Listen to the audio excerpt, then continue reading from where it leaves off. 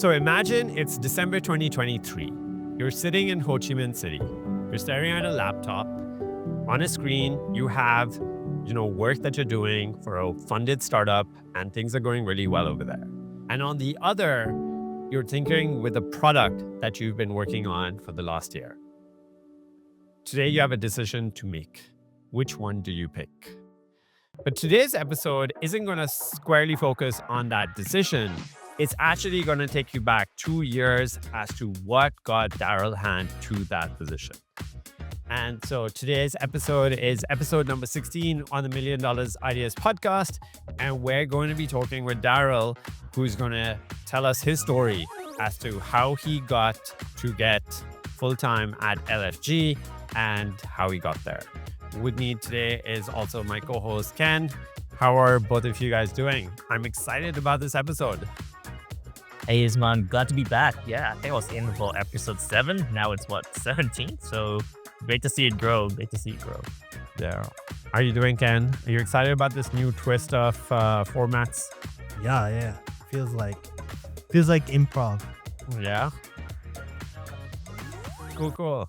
So, Darryl, why don't you take us back? Earlier, you told me, you were 22-year-old, you were managing a fleet of mining trucks at one of the largest mining companies in the world. Everything seemed to be going well. You had a great salary, you were on a progressive path upwards, but then something happened. You want to take us back there? Yeah, sure. So I was a mining engineer by background. That's what I studied in university. I worked for BHP. I was on site for almost 4 years. My latest role, as you mentioned, I was managing a fleet of trucks, the haulage production in that sense. It was tough. It wasn't easy going into that. And, being young, Asian and everything is just not an easy thing leading that sort of like type of workforce that you'd expect in the mining industry. Um, COVID was hectic actually. When a lot of businesses, were shutting down, but things are slowing down, people working from home.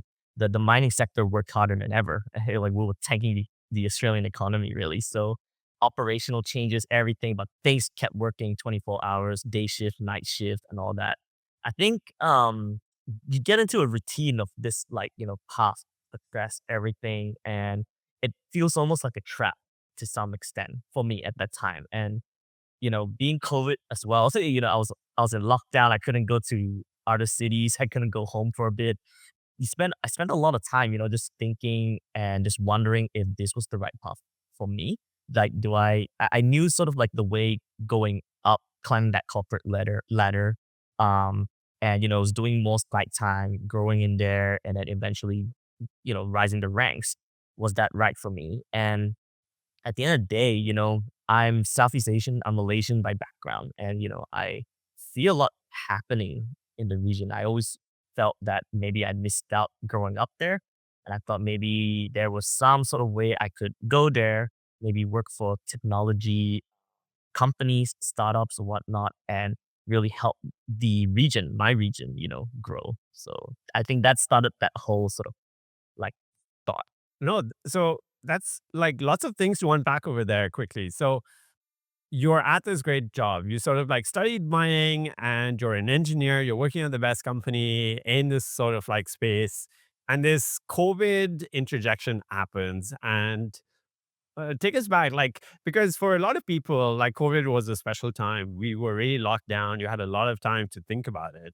But do you think like if COVID didn't happen, we would not be having this conversation? Or was that something even pre-COVID hitting that there was something bubbling 2, 3 years into the job?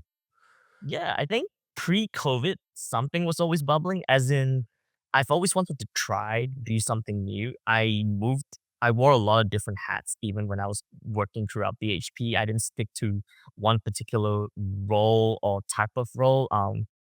Very long when I first got in the grad program. I went from engineer to business improvement to cost controller, et cetera, et cetera. I wore many different hats. I was always interested in trying different things. When you're locked in with like your housemates in the bachelor pad, you start ideating things like, oh, why don't we try this idea with like men's cosmetic, like a delivery box of men's I've cosmetic. had that idea too. So Yeah. it was Said, the box idea, right? Like the it's the Bubs subscription box. idea, basically. Yeah. It was like I think everyone at some point comes up with that idea. But things like that, things were always bubbling on the side. But I think COVID really sort of pushed it. And funny enough, people were trying to be stable within COVID. I think a lot of people were trying to stabilize, but I think COVID was when a lot of changes actually happened for me. It was when I moved into this supervision coordinator role. It was when I also made the decision to leave to Singapore to pursue a master's. So Right. I So don't think let's we would talk have that about that. conversation. Yeah. So you make a decision to, you were thinking about maybe a technology startup, and you make a decision to go to Singapore to study at NUS for this sort of like master's program. But you make the decision to quit your job, right? I feel like that's the biggest one. Like, what was the pushback from family, friends? Because you're still sort of like very young, and people always like to give the advice that you need to get a little more experience before you do these things. Yeah. Surprisingly, family and friends side were quite supportive. I think they knew me as a person, and they always knew that I wanted to try something else, pursue something different. Maybe that whole industry wasn't exactly the right fit for me at the time, perhaps, being all like trapped there. So support wasn't too bad. I didn't get that much of a pushback. Obviously, within the workforce itself, when I first, told my, one up, my manager, like, hey, I'm gonna make this decision to leave, etc. Of course, that sounded crazy from a workforce side. It's like, wait, hold up, you've got, so you're lined up for success here.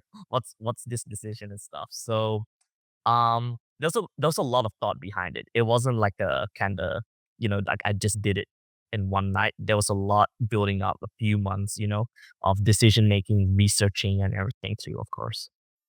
One quick thought, like when you described it, like I saw this like, outback mining town in Australia with like these big burly, you know, guys that barely finished high school, and then like you're going to the bar and there's Daryl and there's like it's like everyone else. Like, is that what it was, or it was more like normal Honestly, yeah, people?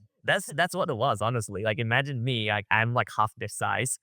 I'm wearing, you're wearing full orange high vis, your hard hat helmet, your glasses. Like it's funny, and you put me next to a truck. I look like an ant, So it was Yeah, yeah. definitely like So that. if I was your mom, like I'd probably be okay with you cutting that one early too.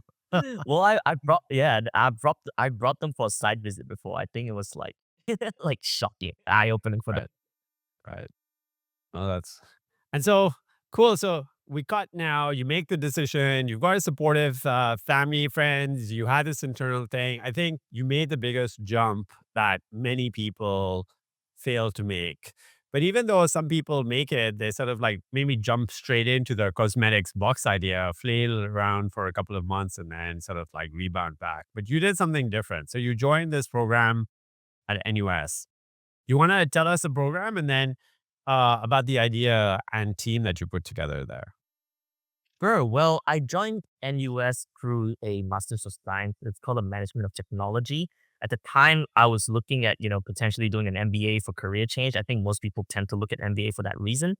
Because I knew I wanted to get down that technology path, whether it be startup or big tech, I thought to look for something a little bit different, a bit more of a hybrid. So the MOT, I saw it as an MBA slash tech engineering type hybrid.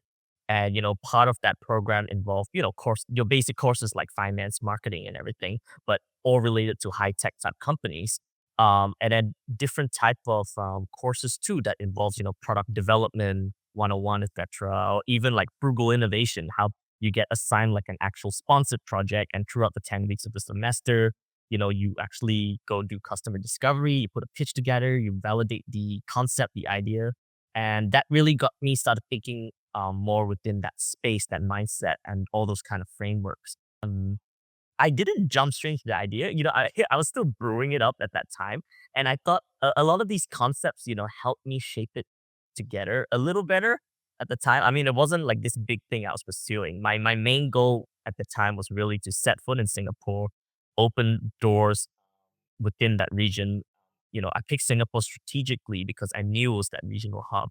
And at that time, the goal was really to get experience at a big tech company because I wanted to open the doors in that sense, get a foot in the door, and I thought it'd be a good training ground. Right.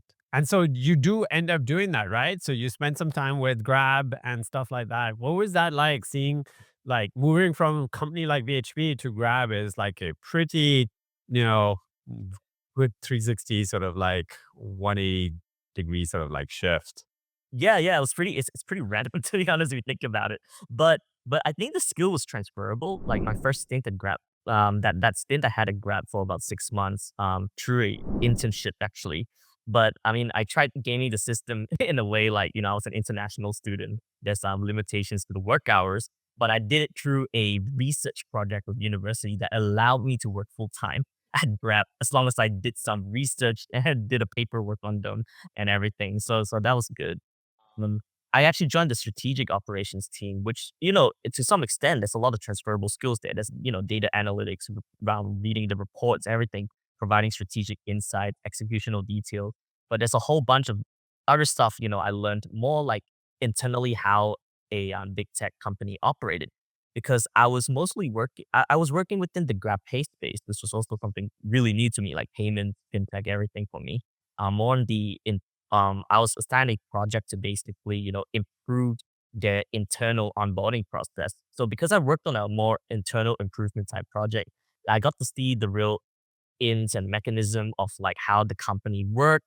And regionally too, I was talking to, the regional team, Vietnam, Indonesia, Malaysia, Singapore, understanding different process from different regions, how it all comes to play and how to sort of best streamline certain processes internally. So it was actually really good. It was a very good learning ground to see how all this operated. Yeah. Even though I'm not the biggest higher education proponent at universities, when I'm hearing your story, it's making a lot of sense for someone who comes from a tangential background into startups. I think it was really well played in the sense that you wanted to get into the space, you had ideas, but this provided you more structure, it provided you exposure. You got into the heart of things because Singapore is definitely where a lot of that funding and companies come out of. So I like it. Ken, like we share similar thoughts on universities and stuff like that. Like, but hearing Daryl's story, don't you think like it makes a lot of sense to perhaps go into such a structured place when you are starting off and you don't have a clear idea as to what's next? Yeah, yeah. I think that's the good side of like when you're starting out and you see something very structured, you know what the end state should eventually look like. And I think that makes it a lot easier when you're doing startups and things. Whereas like I've met people that have just gone straight into startups and they've never seen that. And it's like, trying to like imagine your own world, you know. So I think it helps a lot. Yeah. So if anyone's on that cusp of, at that career switch and you have the opportunity, I like what Daryl did also, which is to sidestep the traditional MBA sort of like route, which everyone's taking, get more exposure into technology. But again, like it doesn't mean like if you want to get into technology, sure, that's a good path. But like Daryl, looking back at it, would you do it again, knowing what you know now? And you were in that same spot getting started for someone else who may be in your spot now? Yeah, honestly, I would. Like I do mentor a couple of like younger folks to early career or even university. They ask me questions sometimes like, how did I make the transition and everything, or what sort of platform should I step on to kind of make like that first sort of move. And I actually do recommend it. I think it provided me some clear framework, some structure, and like Ken said, it allowed me to sort of see sort of what I could expect from a certain sort of like end process in that sense. So it just made decisions, easier to make for me to some extent. Yeah.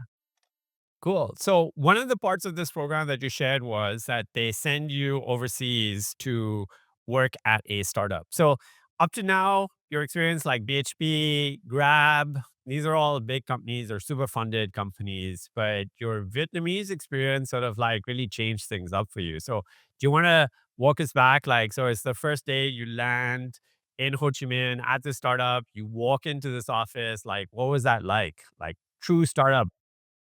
Yeah, yeah. So I walked. So this was part of the NUS Overseas College program.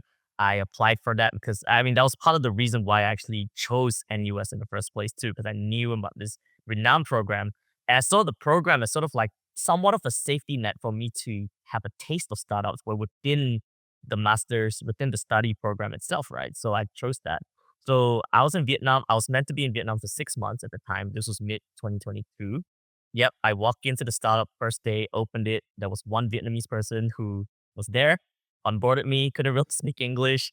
No one else was in the office. I came a little early because I thought, okay, sure, maybe there's like a kitchen or something, or I could familiarize with the office space. But really, it was a room. So it was shocking, honestly. I mean, coming from an open pit mining ground to then like the beautiful sort of grab space in Singapore and to this, it was shocking, honestly. I just couldn't believe how quiet and empty it was. Right. Yeah. So you're there, and what was it though? Like, you get over that hump, and wait, were some of the other skills that you learned transferable? Now you've gathered experience working at like your core job, but now grab the program. Like, at this point, people, you still have a choice, right? Because I remember you telling me like the plan still was that I'll try this out for a bit, but maybe get a job at a bigger company first. At this point, I would imagine a lot of people get scared. Like, this doesn't look what it looks like on the social network movie. Like, this is not as glamorous. Yeah, no, I mean, it's definitely not as glamorous, it's not as cool as people think, but there was just so much opportunity to build not just the startup, but to build myself and to really apply those frameworks, those skill sets that have sort of accumulated up since my time at BHP, right? So BHP, a lot of process improvement, cost control, people management, very structured kind of, mining operations are more or less like a manufacturing line, very efficient, very processed. The time at Grab, a lot of, product like sort of development, like in the sense of improvement project as well to expand, learning how to work with different stakeholders from a technology side, product people, operations, customer success type work. So, putting that all together at Kuko, the Vietnamese startup that I was based in, was, you know, really a chance to apply all these frameworks, apply all this knowledge, and really help grow that startup, but to also, challenge myself to some extent. So yeah, I think that was the real thing that attracted me to stay there. And I remember you telling me like there was this tension point over there as well, right? So you're 6 months, you said this is a 6 months program. You're supposed to get back to Singapore, finish your degree, and then maybe get that job at Grab or one of the other big funded sort of like companies. But your path takes another twist now where you decide to do something which again, yeah, is a little like controversial in the sense that you have a clear path to finish, but you don't. Yeah, yeah. Funny because I only had 1 semester left to come back to. It was like finish the semester, go find a job back at Grab or I don't know, some next big company, right? But it hit that point towards the end of December 2023. Kuko, during that 6 months I was there, we were basically closing that seed round, getting certain traction to like close that deal. We got a seed funding, and there was a lot of I started working very closely with the CEO founder at that time towards the end period of that internship. And, there was just so much to build with that company at the time. Um, at the same time, part of the NOC program, I co-founded LFG, started off as an assignment during the NOC module. But towards the end of that year too, we started to try bring it more to life. We thought, why not? This is pretty cool. Why not we try actually build this, put it up to public beyond the sort of like the university space.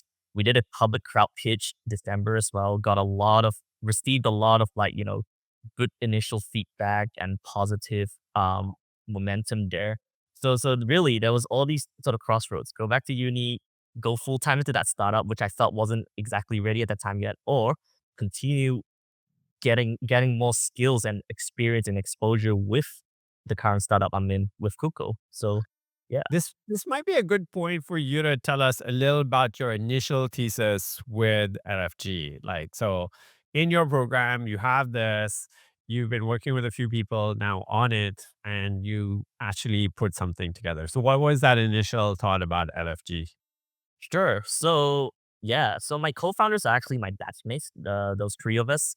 we arrived early in Vietnam. We traveled a lot together in the beginning, but even throughout the program itself, every weekend, you go to a different city in Vietnam to explore and make the most out of the 6 months at the right. The initial thesis, well, the initial spark for the idea of LFG was really we had a spontaneous trip to Da Nang, and we got there, we sat at the hotel lobby, and we're just thinking like, okay, well, we need to figure out this weekend trip, like what are we gonna do? And it just took so much time. Like we ended up sitting there for like almost like an hour plus, just digesting content like from TikTok, Instagram, YouTube, reading blogs, looking at Google Maps, zooming in and out, and everything. And it was just such a process to just figure out what to do, what's cool for us in Da Nang, for example. And that really sort of sparked the initial idea of LFG. How could we simplify that sort of travel research, travel planning process? And yeah, so the initial idea was, and this was pre-chat GPT, was like an itinerary planner. And so we put together a pitch for that as part of the university module. But at the same time, we were building actual, sort of like concierge MVPs, right? We were doing like a Google form kind of thing where we got people's interests, understood like what they wanted in certain cities. And then we started to like, do some manual planning for them, PDF it, emailed it out, and just to get a sense of like how people are planning their trips, what they're looking for, what they're interested in, like, and that sort of like behavioral and preference of studies. And yeah, that's sort of like how it started. First of all, like I like the fact that it was a personal sort of like problem that you're also tackling, which is also a great way as to how to get started.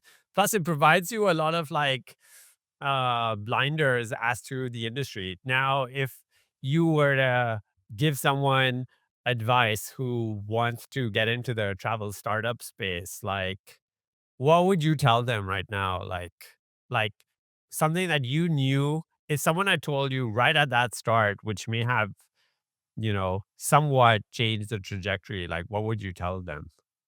Yeah, well, if you're doing travel planning, you gotta be really specific which part of the planning process you want. That's something that we didn't realize in the beginning, right?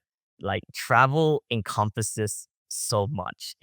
It's from that inspiration, content consumption, dreaming moment to actually booking to then getting down to the logistics, transportation, how you're gonna get from point A to point B, and even after travel, posting, sharing social media, there's so much that goes into travel. And there's so many different types of travel. This was even something we learned as we were doing those like little MVP tests. Like different people like had different, like everyone has different preferences. Some people would chill travel. They just want to stay in the hotel, go to the pool, eat breakfast eat the continental breakfast. Other people want to go out there without a plan. Some people want a bit of a plan, but not so strict of a plan. You know that this is so much. So you gotta know which part. Yeah, you gotta know which part you want to tackle. You gotta know which audience you want to look for, etc. So one reaction I had, right, Hmm. and this is a bit of a challenge, is that when you told me or when you said that, okay, you arrived in Da Nang, you guys are sitting there, you're like, all right, how are we gonna spend our weekend? That sent red flags to me because I've been in that situation, but I'm always thinking in startups like, all right, like, would I pay to solve that problem? And so, like, my answer to that as like a young person would be like, no, like, there's a lot of ways to solve that problem, but like paying is probably not going to be part of it. So, did that concern come across to you?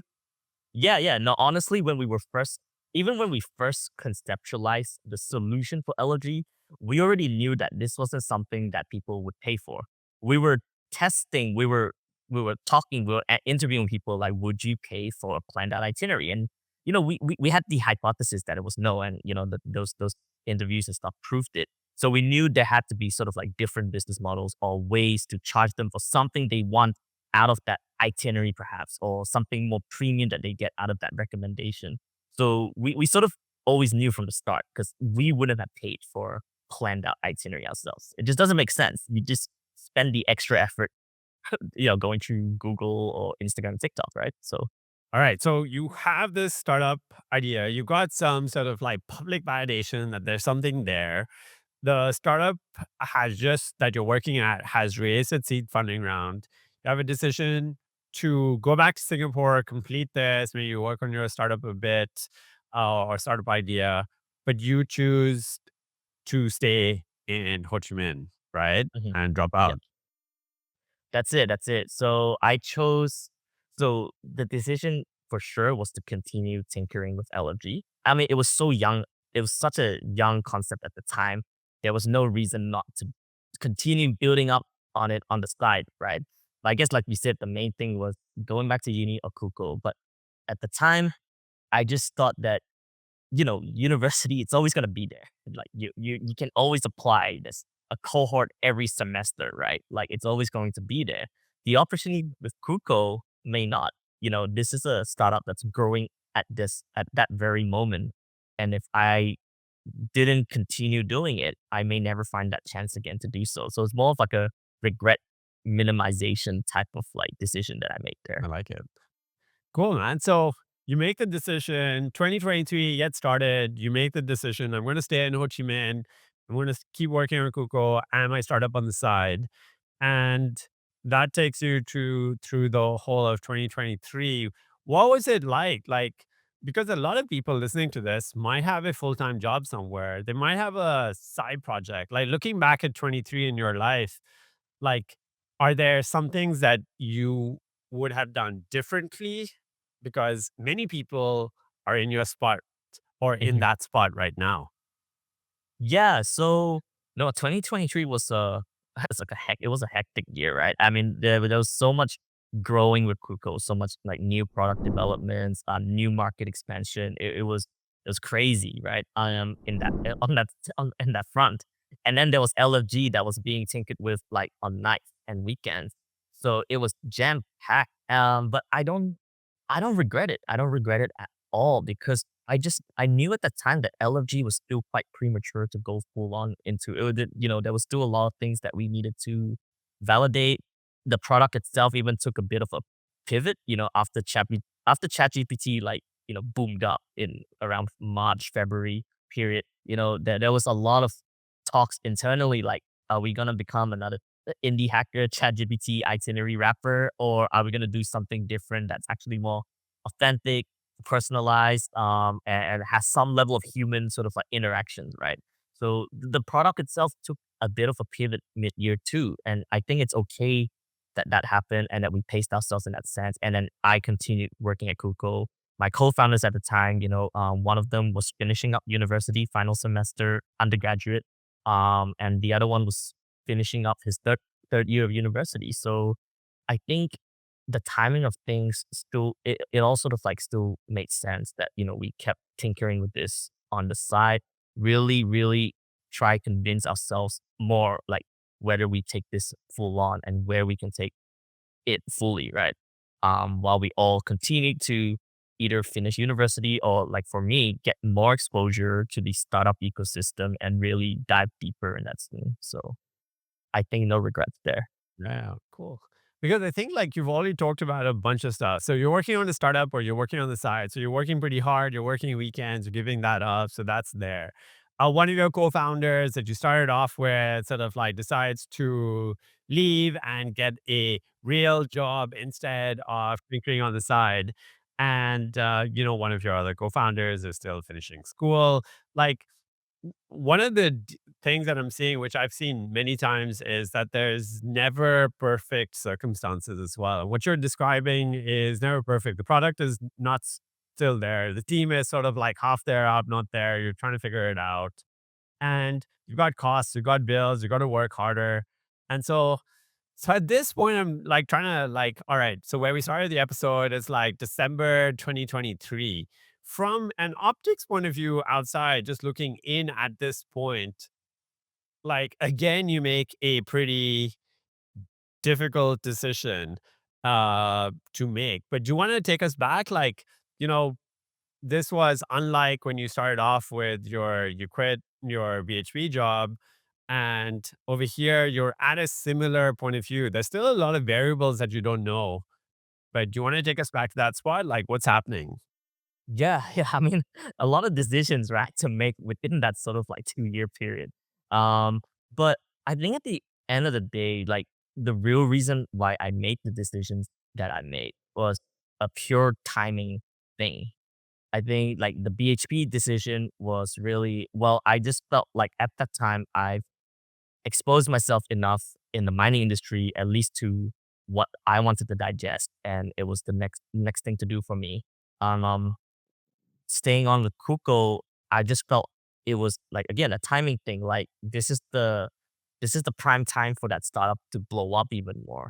Like why leave that momentum to go back to something that's always going to be there, right? That master's program is always going to be there. I can go back again one day if I wanted to finish it, right?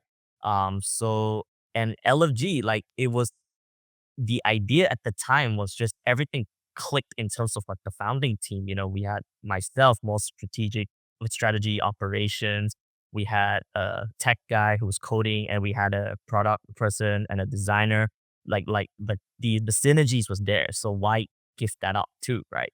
It just felt like it was working. So I think that's really like sort of where I made those decision points based on timing and momentum. I think that's really like the factors, the true variables that I took in. Right. And so you make the decision, right? So, Mhm. uh, January 2024, you go full time LFG. That's it. Mhm. That's it. Yeah, So, yeah. So LFGs, I have full-time LFG since the beginning of this year. right, So went through the whole of 23, building it up, going through Kuko as well, of course. And then it just came to a point in 2020, like at the start of 24, where we felt that I think I felt at the time we needed to go deeper with LMG. I think, we proved a concept to a certain extent. We built a first version of the beta, but, it plateaued to a certain stage given like the expertise and the efforts that we put into it, like as a side project last year. So we knew that if we wanted this to succeed, we have to go deeper with building. We have to go deeper into understanding the industry itself, like the travel industry itself. Where do we fit amongst it, and what do travel industry players even think about it? Um, and of course, building up a more sharpened venture, not just a side project. So that's why we make the decision. My other co-founder, just the two of us, to go full time to it. And I think the first step was the Antler program, really. right. And so we'll not give everything away, but that's coming up in the next episode of Daryl's story because I think that just is a whole big stuff to unpack over there. But I just want to just recap over here. I think the recurring themes that I saw was that, ultimately what I really liked was that there was something within you that, all right, cool. If I continue down this path is always available to me. Like, here are these other pathways, and then you go for them. I think the ability to have the self confidence and the belief that that happens because a lot of time what I've noticed is people want to complete the program. They want to just get everything checked off so that the cushion becomes perhaps a little more reliable to fall back on. But I like the fact that you pushed ahead. And I think like you probably ended up learning at a much faster rate. And then I think it's also hard work of like managing all these multiple things at the same time. And even though you saw the realities of what startups are like, for most people who still believe that it's going to be just up days and closing clients and fancy offices, it's quite the opposite. In the first 4 to 5 years, it's a lot of struggle to get through that. And yeah, that's what I took away. And I think for anyone who's listening to this, either working at your full-time job, running the side things, like I love the way that, you had like frameworks in your head that you were going through evaluating decisions and then making that versus gut. But it sounded like a bit like at the end of 23 to go full-time NFG, out of all the couple of decisions we talked through, that sounded a lot more like gut decisions. You said something like, I felt it was Uh-huh. time to go deeper. Yeah, I would say that was a gut decision one compared to the rest. I think the rest all the other decisions that we talked throughout like that from that 2022 journey onwards. There were some level of structure, research, frameworks put into it. The LFG decision to go full time, honestly, it's more of like a now and never kind of thing. Yeah, so it was a different kind of decision made there. Right. And Ken, you had that decision too, right? Like ultimately it took a while longer, but you also had the same thing. Was your decision also when you're like, okay, forget this, I'm gonna do my own stuff. Was it also gut or like how did you go through that? Well, I spent a lot of time in the corporate world and in big companies, and always kind of dabbled with startups on the side. And I feel like I did that for too long. So it was when COVID happened and I started contracting, and I realized, okay, like I was kind of forced into a situation partially because of my health where I had to do this new lifestyle where I didn't just have a job. And I ended up enjoying it, and I ended up doing kind of my own startup and dabbling. But I would say I was like risk averse and almost like pushed into it and then realized, oh wow, like this isn't so bad. So what's one piece of advice that perhaps from each one of you that you would give to someone who's working that full-time job right now? It could be a fancy job. You're making good money. The career path is pretty clear in front of you, but there is a knowing feeling inside of you that you want more. Like, what would you tell them? So I think you need to be realistic, right? So don't back yourself into a situation where like, you know, you're gonna be broke and then you're gonna owe people money and you still believe in your idea, like, and your life is crap. Like because the reality is like there's a high chance like you know if you put yourself in that situation, like it'll probably happen actually, and it won't be that nice, and that's not a good way to do this journey. So, just hedge a little bit, but still go for it early on. And, I'm a believer that you can dabble and test the risk, test the hypothesis without kind of like, yeah. Yeah, I agree with Ken there. I think my advice will also be like what I tell my mentees as well is that like all those decisions that I made, they weren't just like a full LFG, let's freaking go type decisions. There was some level of realism there, understanding my situation, what my environment, my current status as well. Like I'm not married, I don't have kids, I don't have, you know, that much debt and stuff to pay off in that sense, right? And I had some level of savings that I had from the mining industry. So when I jumped into these decisions, that all those were factored in, and I tested stuff on the side before going. I had a taste of things. Find my advice would be find ways to taste something um, before making a decision to go full time into it. I think there's no point kind of like being very far away from something and then just like driving sick there. Try find a way to taste it. Like for me, it was like doing the masters in Singapore to taste Singapore and the tech scene, and then getting the grab as an intern first to taste that before I decided to work for Grab full time after my masters, for example, and even with startups, NOC program, etc. So that's sort of my advice. Cool, man. Well, one other small thing I'd add is, yeah, I've seen this play out for a lot. I'm 47. And I've seen a lot of people my age and how their lives have panned out. And I would say it was easy to predict early on who would really enjoy and excel in the corporate world, right? These are people that are good at politics and they're like, they're moving up and they enjoy it. They enjoy the game, right? I wasn't really that person, right? And I knew that about myself. And like, if I were to like point to my friends that were in there, like, I would have been very accurate predicting like who would end up just frustrated from that. So I think like the other advice would be like, know yourself. If that's not your game, like if you spend 10, 20 years in the corporate world, like you're just gonna come out of that like fried and burnt and feeling sour. So get into that other world faster because you'll Mhm. enjoy it. Cool, cool. Yeah, getting faster. That's it. Like for people like my age, before you're 30, just do it. Before you're 30, and you realize you can actually be home with, Right. do it. Yeah. Nice. So, in conclusion, like, I think this was a great episode, and I really enjoyed filming it because I think a lot of people are in that spot right now where they have the thing, they have to make the decision. The decision to go all in, as you can clearly see, it depends on knowing yourself, basically, maybe hedging a bit, but putting small feet forward. You don't need to go all in, like straight ahead. Like Darryl said, take shots where you can.